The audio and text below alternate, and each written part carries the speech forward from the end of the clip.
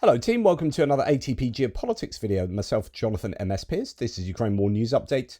Goodness knows what part they're off for today. I've released a few videos. I must be back off holiday now. I mean, surely, pumping them out. But I'm going to be doing one on military aid to Ukraine and development and innovation in the Ukrainian defense sector, as well as with regard to Russia as well. Okay, we're going to start with Ukraine being close to obtaining security guarantees from the US that may include $90 billion worth of weapons package or weapons sales, enough to sustain 4.5 years of fighting. President Zelenskyy announced in Washington that the deal could cover aircraft and air defenses. So this is pretty fascinating. It might also include, well, there were hints about $50 billion worth of drones, I presume going the other way from Ukraine to the US.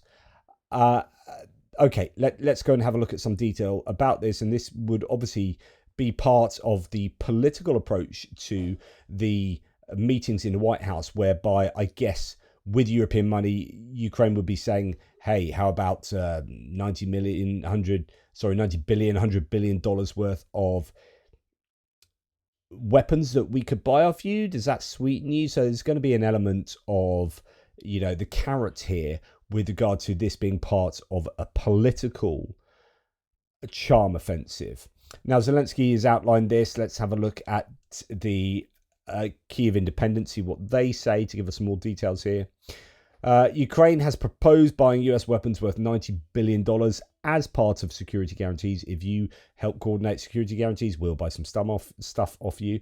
Previously, the Financial Times reported that Kyiv had proposed buying $100 billion worth of American weapons financed by European partners. Commenting on the issue of security guarantees, Zelenskyy said the first part of these guarantees for Ukraine should be its own strong army. The second part is a package of American weapons. Quote, there is indeed a package that with our proposals for $90 billion. Zelenskyy said this is for the second part of the security guarantees for us. The third part is our drone production. So then they're going to be producing drones for the US that might offset some of those expenditures.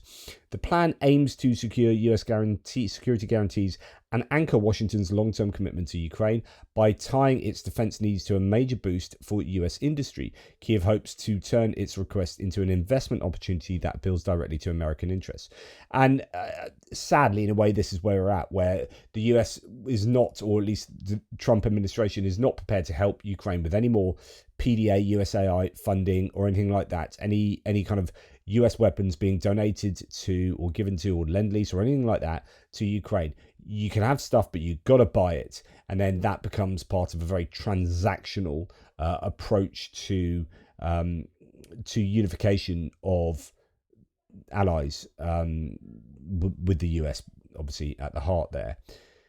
So the proposal also includes a separate $50 billion agreement for producing drones with the Ukrainian companies. Ukraine has been at the forefront of drone technology since the start of the war. The document seen by the Financial Times doesn't specify which weapons Ukraine would buy, but it has previously expressed the desire for at least 10 US-made Patriot air defense systems. These proposals were shared with European allies before a meeting with Trump at the White House. The initiative aims to appeal to Trump's focus on supporting American industry, a point he highlighted when he said, quote, we're not giving anything, we're selling weapons. So Trump is very forward about this. This is a selling point, really, to MAGA America, who are not as supportive as anyone else. In fact, it's interesting because we recently had data out, I think, from Pew Research Center saying that 51% of Republicans now are in favor of more arms support from the US to Ukraine. But the MAGA base is less happy about arms being donated. And if Trump can, I guess, sell the idea of selling arms and making a profit off helping Ukraine, then MAGA is going to be happier with that. most other demographic sections are broadly okay with the US continuing to give aid to Ukraine, but Trump's not going down that route at all, it seems. The document outlines Ukraine's counter-proposal to Trump's August 15th meeting with Putin in Alaska, where Trump appeared to align with Russia's position on ending the war. Ukraine's plan reiterates its call for a ceasefire, which Trump had initially supported before shifting his position. So as far as details go, none too many in this article, but there are claims that I've seen, as you can see here in his Euromaidan press piece, that it includes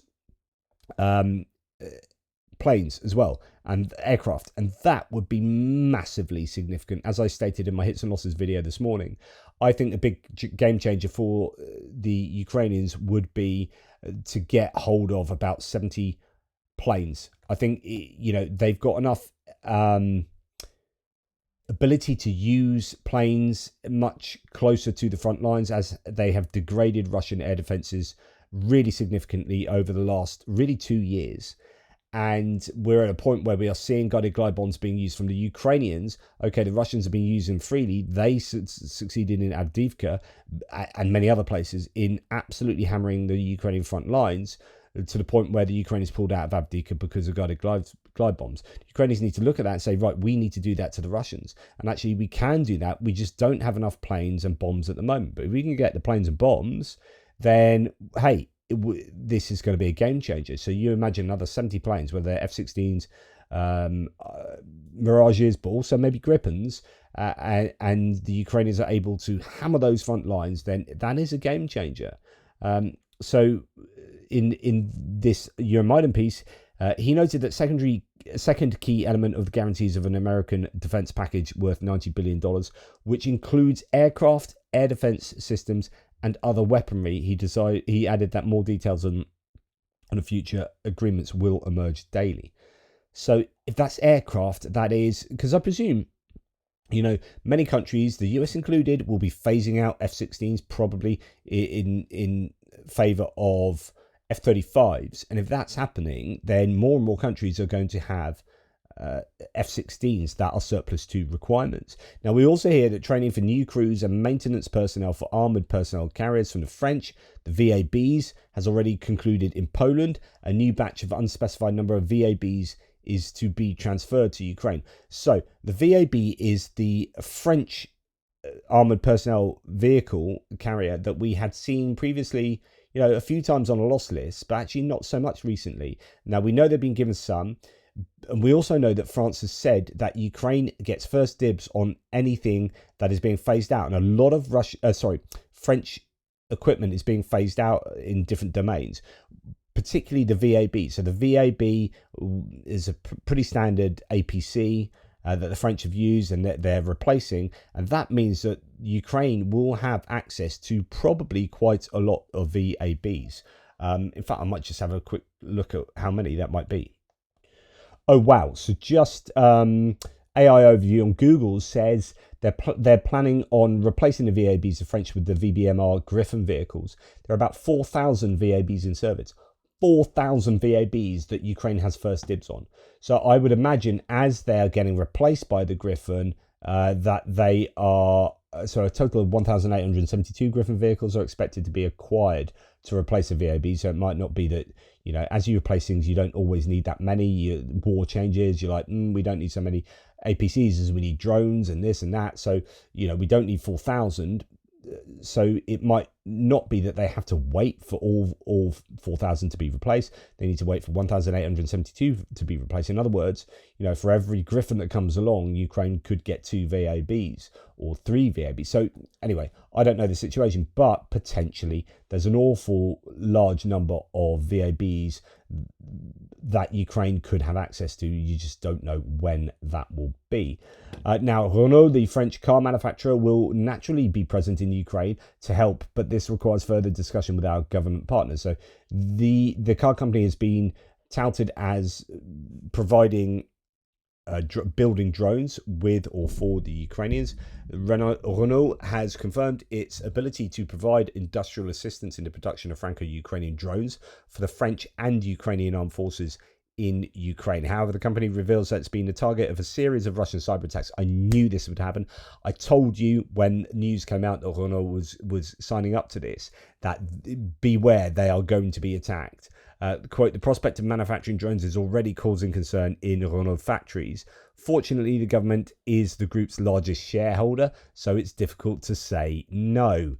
And that's really, really useful. That it's part state-owned is very useful for directing it to do exactly what you would want from the state point of view. Now, those free marketeers out there are not going to be too happy with that, but from a war point of view, that's very useful. Thank you very much. Now, German company Hensoldt is increasing the production rate of TRML-4D radar stations to 30 units a year. So that's quite a lot. These are decent bits of kit. The Germans have given quite a number of these. Should we go and have a look how many? DEADUA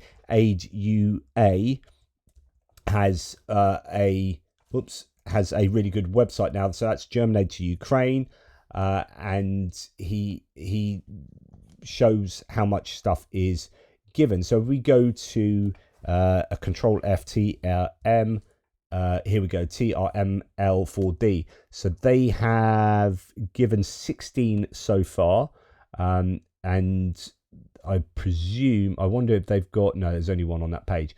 So 16 have gone to Ukraine so far, and they're now making 30 a year. It's a crucial component of the IRIS-T SLM air defense system. Essentially, they are its eyes. It's already in service with the Ukraine and the Egyptian army. Orders have also been placed by Germany, Estonia, Latvia, Slovenia, Sweden, and Switzerland. I guess as the IRIS-T SLM is becoming more and more prevalent as a kind of medium-range air defense system, it's had pretty good success in Ukraine so far. I don't know how many are still to go to Ukraine, how many have been pledged. I don't know if there is a different pledge. No, so this is just what's been given, I think, according to German aid. Deliveries, latest deliveries planned. So let's go to planned deliveries and see if there are any TRML. No, because otherwise it would have come up on, because it's the same page. So maybe at the moment there aren't any more, but there are, yeah, question mark next to IRIS-T systems, I guess, launchers. So I don't know if that would, those are missiles. So I don't know whether the radar would be part of those. Anyway, sorry, that's just me thinking out loud. Let us continue. So thanks, German Aid to Ukraine. Good website. Go and check it out. In fact, German Aid to Ukraine here says, my take on several months of Ukraine support by Germany under the Merz government. So just to give you a little background, he wasn't a massive fan of the CDU-CSU that Merz is in charge of. In fact, not a massive fan of Merz, but he actually says, no, he's done a pretty good job. So without going into too much detail, I don't know how other people feel about this. Roughly the same or more information, but in my opinion, if even half of what is being said behind closed doors is true, then Germany has taken real leadership in certain critical situations, made military aid possible that would have been difficult or impossible under Scholz, and I'm overall positively surprised. Of course, there are also some negative aspects to report, things where I say Scholz handled certain situations better, and some of the things that are now being credited to Merz were already prepared to a certain extent by the previous government, such as investments in Ukrainian industry, but all in all, things are going much more positively than I would have originally thought. So due to confidentiality agreed upon by my sources and myself, and for reasons of military security, I cannot and will not go into further detail, but since many of you know that I'm not exactly Merz's biggest fan, yet always try to report objectively on both positive and negative aspects, as I'm trying to do serious reporting here, not just propaganda, I felt I owed you this assessment, and some of you were interested in it. So basically, Germany is really putting itself at the forefront of support for Ukraine and are trying to pick up where the US really left and be the central focal aid point for Ukraine within Europe, and as such probably try and place Germany at the heart of the EU again in a way that Angela Merkel, the previous CDU-CSU leader, was, right? So I think Merz is trying to reassert German European importance, and doing that as either through supporting Ukraine as a central donor, or doing both things at the same time, but it could be part and parcel. Now, going to Azerbaijan, they are mass producing 122 mil and 155 mil shells, so basically artillery and tank shells. Ukraine wants them all. Russia hit Azerbaijan's oil sites in Ukraine, and Baku answered by threatening to send weapons. So we've heard, we know it started, well, there are probably issues anyway with regard to Azerbaijan being out of the Soviet Union and tensions that have been bubbling away maybe under the surface. But really the big flashpoint was the shooting down of the Azerbaijan Airways plane somewhat recently by Russian air defences in and around Grozny, and then kind of not really saying sorry and admitting to it. Azerbaijan were really annoyed about that. And then you've had diaspora community leaders in Russia from the Azerbaijani diaspora community being arrested, and then you've had members of the FSB associated with Sputnik, the media outlet in Baku in Azerbaijan, being arrested, and you've had this tit for tat. You've had this growing spat between the two nations that is really serious, because actually Azerbaijan and Armenia, together with Turkey, have agreed, although Trump's trying to take the kudos for that, but have agreed to a sort of peace deal, and that is fantastic. And they're doing it kind of despite or in spite of Russia and their, I mean, they were peacekeepers previously. Russia's kind of been shunted out of here. And so you've got this growing animosity between Russia and Azerbaijan. And Azerbaijan has said, look, if you keep blowing up the SOCAR, which is the Azerbaijani state oil company, and gas, so if you keep blowing up our oil and gas infrastructure in the Odessa region, for example, then we're going to give more aid to Ukraine. So they've already donated $2 million worth of IT aid, humanitarian aid. And now they're saying, it appears, and Ukraine will be lapping this up as long as they can get the money, and this could all come through, I don't know, the Czech initiative. But, you know, Azerbaijan are producing shells, and Ukraine are like, we'll have them, thank you very much. And of course, Russia would want those shells as well, but they ain't going to get them if their relationship with Azerbaijan continues in the way it does. It is. So Anton Gerashenko then goes on to talk about today's online meeting with the Coalition of the Willing. That is a number of nations that are looking to support Ukraine with troops on the ground, etc., etc. So a statement here re-emphasise the readiness to deploy a reassurance force once hostilities have ceased, and to help secure Ukraine's skies and seas and regenerate Ukraine's armed forces. This is pretty important. There's going to be more coming out on this. The statement also says the coalition members commended President Trump's commitment to providing security guarantees to Ukraine. Okay, so you've always got to massage Trump's ego, in which the Coalition of the Willing will play a vital role through the multinational force Ukraine, among other things. Full statement, President Macron and Starmer today co-chaired a virtual meeting of a grouping coalition of the willing leaders with the participation of Zelenskyy. Leaders convened to discuss support for Ukraine and next steps in peace negotiations following Trump's meeting with President Putin in Alaska. The leaders reaffirmed their continued support to Ukraine and praised Zelenskyy's desire for a just and lasting peace as he prepares for further consultations with President Trump in DC. The leaders also commended President Trump's commitment to providing security guarantees to Ukraine, in which a coalition of the willing will play a vital role through the multinational force Ukraine, among other measures. They re-emphasised the readiness to deploy a reassurance force once hostilities have ceased, and help to secure Ukraine's skies and seas and regenerate Ukraine's armed forces, as previously said. The President and Prime Minister also informed leaders that they would travel to Washington, D.C. tomorrow for a meeting with President Trump alongside Zelenskyy. So this we are going to hear more from the coalition of the willing. So that was from yesterday, actually. That emerges subsequent to the meeting. Now, the important part for me there is the skies and also the seas. And we know that they're going to try and put troops on the ground, but I think one of the biggest helps would be a kind of no-fly zone and help with air defense through shooting down drones and missiles that may come from Russia. So I think that air support is super, super important. Now, Starmer says it's premature to determine whether UK troops will be sent to Ukraine, according to Sky News, but I assume they would have to be if we are going to be involved in Coalition of the Willing. Keir Starmer said that it was, premature to determine whether UK troops will be deployed to Ukraine's front line as part of the security guarantees for Kyiv. So previously we had heard that actually they're more likely to be involved in training behind the lines and other sorts of things rather than kind of patrolling the front line to stop any outbreaks. Starmer's comments follow those of US President Donald Trump, who told Fox News that European nations, including the UK, France and Germany, will front-load troops to Ukraine. So it could be Trump speaking out of turn. But Trump has also said that US troops won't be sent to Ukraine as part of security guarantees. So the way we understand it is that the US is going to be coordinating security guarantees for Ukraine, but not being involved in them. Which I think is a real shame, but so be it.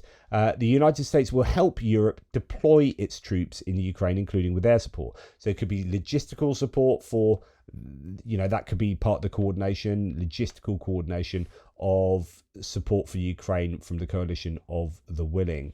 And then we hear from Putin, because this was apparently agreed upon previously at Alaska, but now it's actually sort of coming into force, and Marco Rubio is working on the coordination of these security guarantees.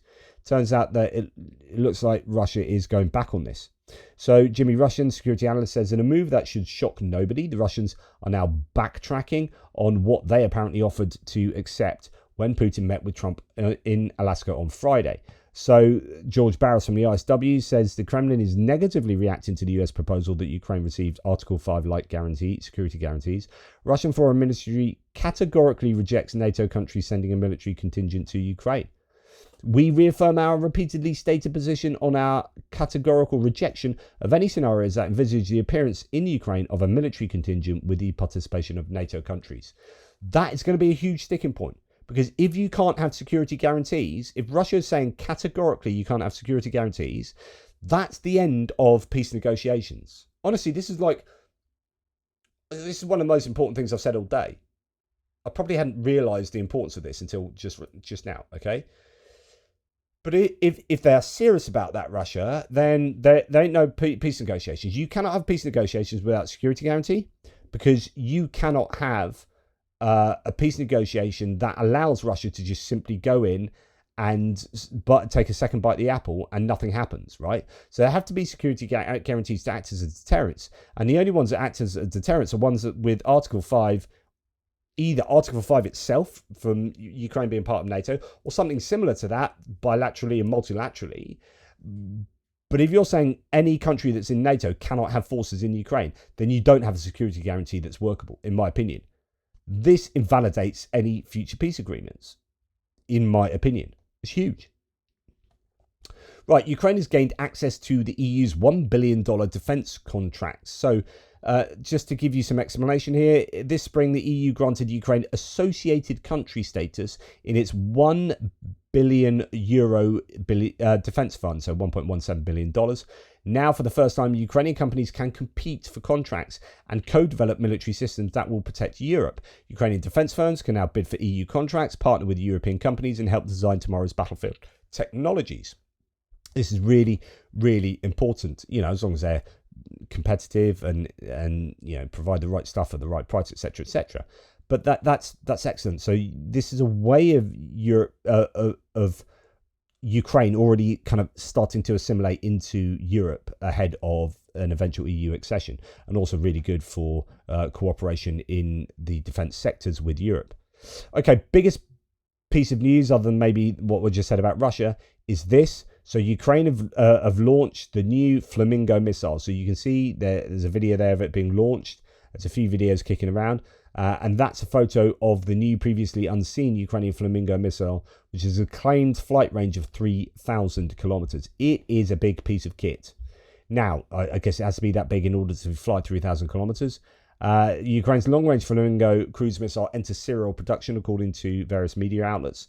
It's a domestically developed cruise missile with a reported range of 3,000 kilometers, 1,864 miles. Military has not yet publicly commented on the official's technical specifications yet. However, we do have this.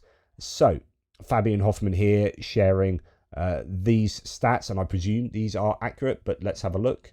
Okay, so the Millennium FP5 ground-launched cruise missile unmanned aerial system is designed for delivering specified combat payloads, 1,000 kilograms.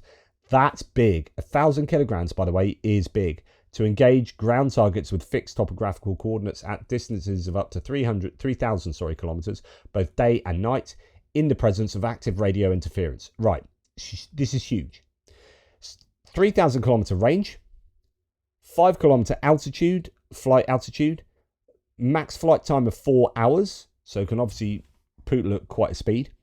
Maximum speed of 950 kilometers an hour, so that is going pretty fast. For a cruise missile, that's fast. Cruise speed 850 to 900 kilometers an hour. Maximum takeoff weight 6,000 kilograms. Maximum payload 1,000 kilograms. Wingspan 6,000 millimeters. So that's going to be divided by 10. That's 600. So that's 6 meters. Sorry, bit of maths there. GPS, is that right? Wingspan 6 meters. Wow. GPS, GNS, anti-jam CRPA system, INS system. So the way I interpret that is it's got 2 navigation systems, which means if GPS gets jammed, it can rely on inertial guidance to do the rest of the work. So that's super important. They're going to be producing 50 units monthly, and it starts jet start from ground launch. Cruise missile, solid rocket engine, ground control station, transportation, packaging, starting gear, spare parts box, etc., etc. Launching time 20 to 40 minutes. Fantastic stuff. Now, if this can be trusted and they are producing 50 plus monthly, then that is something like, let's say 60 monthly because it makes maths easier. That's 2 a day. 2 a day to strike is great, but then you can have every 2 weeks a launch of 16 of these, absolutely hammering something, and you'd assume or hope that production capacity could go up and would go up as they'll be trying to expand and scale up that production. And of course, when you've got a maximum range of 3,000 kilometers, that starts making a lot of targets come into range. I mean, look at this. 3,000 kilometers from Ukraine gets you all the way over there. I mean, you start to be able to hit all sorts of air bases, including the strategic bombers up in Olenia. So this is the very first thing I thought when I heard about the Flamingo missile was that you're going to start seeing the strategic bombers get hit up in Olenia. Like up here, in the Murmansk region, you've got a couple of air bases, and that is where they are flying those strategic bombers that let off those missiles that rain down on Ukraine. Now, they've already lost a few of those from Operation Spiderweb. You start losing a few more, Russia start hurting. Honestly, this missile could be a game changer. Now, it depends how many launchers they have. How many they can produce, how resilient they are to jamming and to air defenses. So there are a lot of ifs and buts and caveats, and it depends whether all of this is true. But if all of this is true, and my goodness, that's 1,000 kilogram payload. I mean, that is assuming that's like for like kilogram, and it usually is kind of they usually use that signifier. That's the wrong word, but you get what I'm saying. If I remember correctly, the cruise missiles, or was it Iskander's, about 400 to 500 kilo. I mean, this packs a punch, one hell of a punch. So that is very, very significant. Right. So anything else? 3,000 kilometer range, 1,000 kilogram payload. 850 to 950 kilometers an hour speed for, all the same that we've just heard. Ground launch from a trailer. And I guess trailers make it even easier. So, you don't have to have whole moving systems like the HIMARS launcher. I don't know if that makes it easier to produce as a trailer and not. It will do. So, you're not having to, there are fewer parts if it's just a trailer. Right, more sort of modular or whatever, then actually it should be easier to produce, I would assume, the launcher there. So already in serial production, closely resembles the FP5, meaning specs are expected but not yet confirmed. So these are specs for the FP5. Right, okay, I understand that now. So this is something that already kind of exists somehow, somewhere, but it looks pretty much identical to that and is launched off a trailer. So I guess the launching mechanism is itself. Program it in, and then it. So this is going to be a really relatively simple launch mechanism, which again would make it super cheap and super easy. So you are not constrained by the number of launchers. You know, HIMARS attacks on, I don't know, Iskander missiles, you might have way more missiles but not as many launchers, so you're constrained to how many you can launch by the number of launchers you've got. This is a different kettle of fish, arguably. Right, moving on. But I think that is genuinely pretty exciting. But again, you know, are they definitely producing 50 plus? You know, is the FP5 information sheet, I don't really know what the FP5 is and why you would have this existing but not the other. There are questions still, but if anything remotely like we see on that information sheet is the case, then this is good news for Ukraine. Okay, Ukraine is setting a new standard for dual-use technologies, says Brave One. Dropler Tech secured 2.4 million euros from European investors to scale its unique AI. The system, tested through Brave One direct military input, can detect hidden threats like mines, explosives, and even ambush drones. So basically, this drone flies above and it then detects things like, as mentioned, mines or ambush drones, so that you can, find out what's going on. I presume it's not. It is flying above. It's not in that vehicle. So this is a drone using AI to be able to, there it is, to detect mines, etc., etc. So really good news there. Completely unsurprising. That sort of thing has been, we've already sort of discussed variants of that previously. A Ukrainian FPV with a 6-barrel recoilless shotgun system called Shooter, and recoilless, in case English is not your first language, it means it doesn't recoil as you shoot it, which means that the drone would like be shifted off course because you the shot gives you some kickback. Actually, it will stay in position, and there's obviously a mechanism in place to counteract the recoil, and that means it can shoot those shots without having to readjust itself, without the pilot having to then send it back on course. So if you want to just send 6 shots at that one target, you know, you're not having to do a shot, then get it back on target, do another shot. You can go bang, bang, bang, bang, bang. Now, each barrel fires a cartridge that is equivalent to a 12 gauge, and they can be fired individually, in a burst, or in a 6-barrel salvo. So this looks really, really good too. Custom cartridges appear to be fired by an electric match and mitigate recoil by ejecting to the rear. So the counteraction is it almost fires something in the opposite direction as it fires something in the direction it wants. So you got two explosions basically in opposite directions. My brain was just full of so many things I was going to say. Visioner here says an interesting report from Army TV about the testing of the Ukrainian ground-based robotic complex called Droid, and that's created for reconnaissance and fire support of infantry. The machine is equipped with 12.7mm machine gun with an ammunition load of 420 rounds and targeting system with elements of artificial intelligence. So again, AI playing a part for automatic fire correction. Wow. Here we can, and this is full on, 7.5-minute video. I'm not going to show you this, but, go and check it out. Links in the description below. If we just, play a little bit of this, you can see that it is a drone on a tracked chassis, and that gun is pretty big, 12.7mm gun, sort of thing you can see on infantry fighting vehicles and whatnot.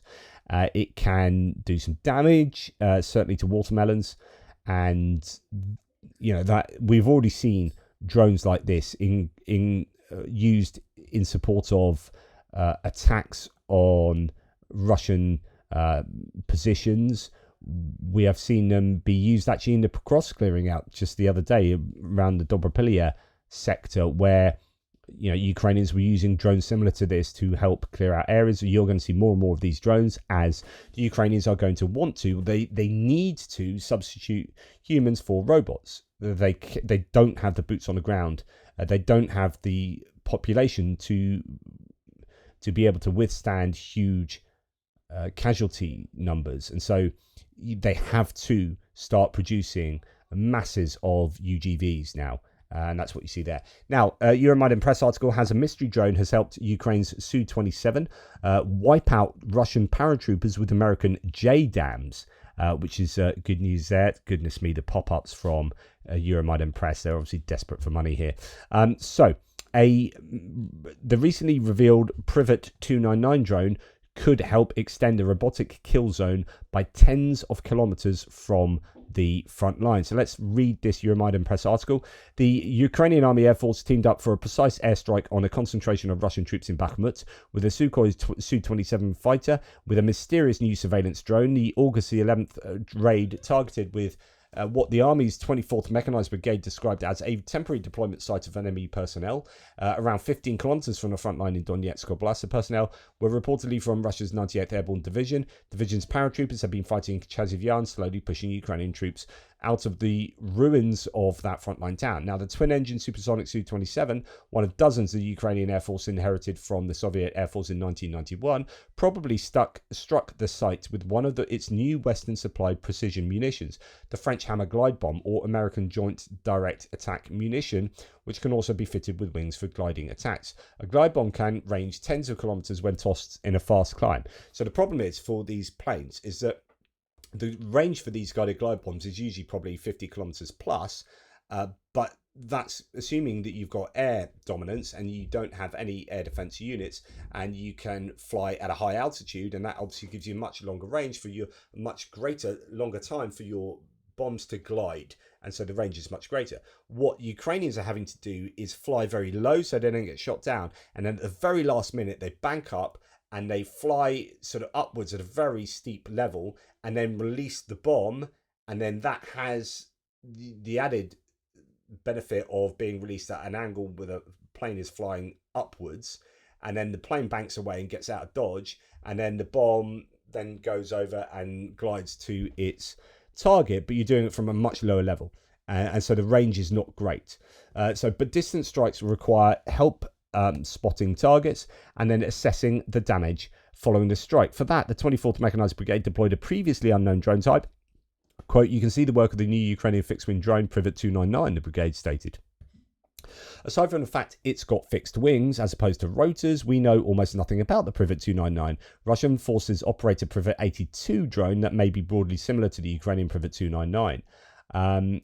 So it's the mostly plywood Privet 82, which costs just a few $1,000s, ranges 50 kilometers or further with a 5-kilogram payload. Russian drone startup Oko designed the Privet 82 to be inexpensive and easy to produce. The Russian Privets are cheap enough to be single use. Some Russian drone teams are then overloading their Privet 82s with 10-kilogram TM62 anti-tank mines and flying them over Ukrainian targets. Quote, "This is basically Russia's answer to the Ukrainian heavy bomber drones," American analyst Andrew Perpetua observed.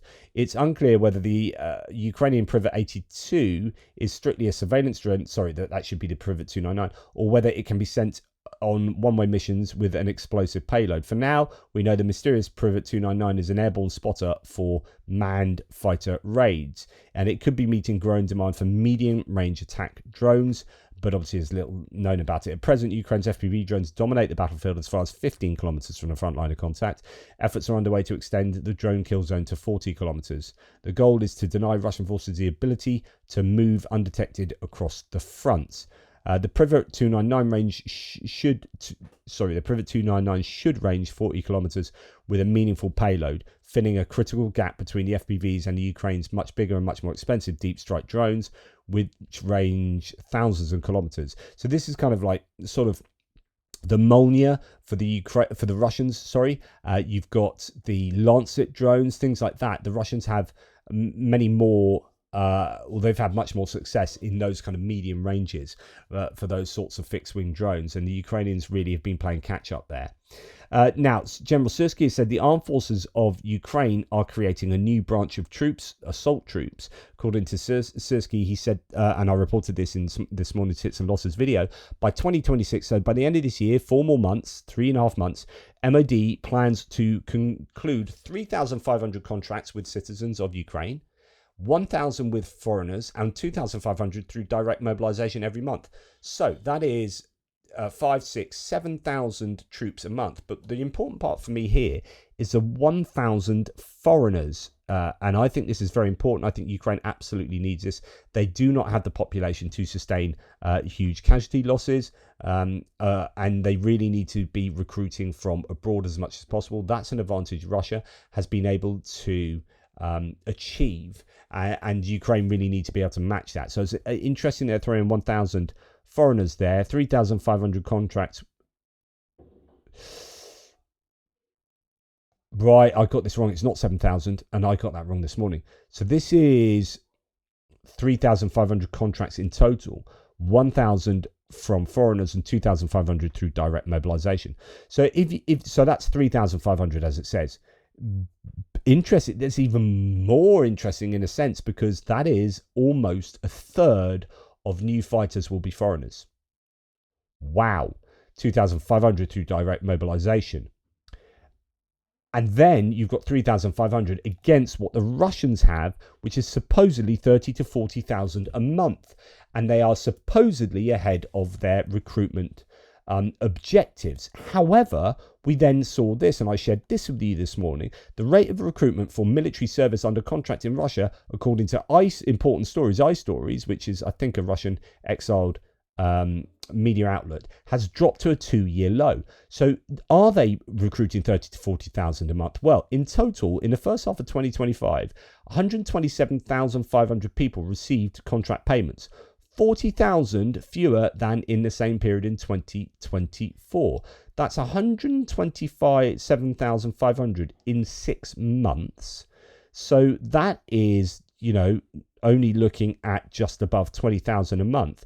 But then when you look at quarter 2 in 2025, in the second quarter, that's only 37.9 thousand, which is the lowest since quarter 2 of 2023. So the lowest in 2 years. That would with 3 months, that's just over 10,000 in 3 months. That's not between 30 and 40,000. That is 10,000, just over 10,000 each month. And the Ukrainians are looking at getting 3,500 a month with 1,000 foreigners. Now, I don't know if there are any more outside of this. So these are contracts. It won't include conscription, of course, but then conscripted troops are supposed to only be able to operate within the Russian borders, not within occupied territory, even though they have constitutionally called that Russia. So it's a bit of a grey area there. But you generally don't see conscripts in Ukraine. So I don't know if there are other numbers you can add to this, but if this is a total, then you're looking at the moment, just over 10,000 a month, and the Ukrainians looking at getting 3,500 a month, which is basically a 3-to-1 recruitment advantage. The question I would like to know is, what was Ukrainian operating in terms of recruitment previously? Because when the Russians were supposedly doing 30 to 40,000, so here in quarter 4 in 2023, you've got 200,000, that's 3 months, which is an absolute ton of people. That's like, my goodness. Yeah, that is 3 months, and that is, 60,000 a month? That's 60,000 a month. That's incredible. Now, the Ukrainians would never have been able to cope with that. So, this is getting back, I would presume it's getting back to a ratio that the Ukrainians are happy with. I mean, they were talking about having recently a ratio in Bakhmut of 1 to 7.7. So the Russians were losing 7.7 times what the Ukrainians were. Well, if the recruitment is 3-to-1, then the Ukrainians have a net gain there. So it depends what your casualty ratios are. But anyway, just some stats to throw your way, all the usual caveats, etc., etc. Right, Tadragami says, missing targeting pods, inflated bills, and exclusive investigation into the Su-57 procurement problems by Front Intelligence Insight. So the Su-57 is this 5th generation fighter, not 6th generation like the very, very newest, but the best the Russians really have. Newly obtained classified documents show that Russia's purchased its 5th generation Su-57 fighters for more than 3 billion rubles each. Data provided by analytical company Dallas shows that in 2021 and 2022, they were delivered without targeting pods, leaving them short of their advertised capabilities. At the same time, the cost of a single Su-57 was roughly 42.1 million US dollars. Documents show that in 2021, a year before the war, the Russian Defense Ministry formally accepted the Su-57 without the 101 KSN, an electro-optical targeting subsystem. This was allowed under additional agreement number 8. The 101KS complex is an electro-optical targeting system that provides the Su-57 with all-weather surveillance and passive infrared detection. The N designation stands for Nazemny, or ground targeting, enabling the jet to identify and target surface objects. The Ural Optical Mechanical Plant valued a single 101KSN's targeting pod at over 300 million rubles, roughly $4 million, in 2021, including projected until 2028 expenses, inflated overhead and other costs. The MOD pushed back, reducing the final price to 246.9 million rubles, so taking like 50 million off. But this is far from the only problem. Audits in 2025 of the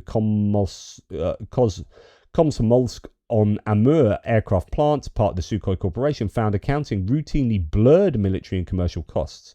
Oversight remained mostly formal, allowing inflated pricing and hidden subsidies. The discrepancies are significant. The price gap on the 101 KSN alone exceeded 35 million rubles. Suppliers routinely inserted unrelated costs, while the Defense Ministry approved prices by agreement without effective price control.